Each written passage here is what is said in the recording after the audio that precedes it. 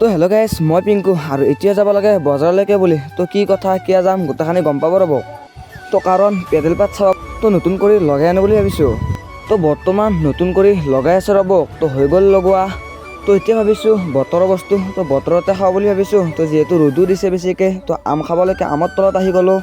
তো ধুনীয়াকৈ পাৰি ল'লোঁ ৰ'ব। তো চাহ পাৰে থোৱাই আছে। তো আমকেইটা পাৰি আনি ধুনীয়াকৈ এবাগে চেলাই আছে। তো এইভাগে চাব পাৰে তো লগৰ কেইটাই আম কোটালৈকে অপেক্ষা কৰি আছে। তো চাব পাৰে গাইজ বহুত দেৰি অন্তত তো হৈ গ'ল আমাৰ আম চোকা।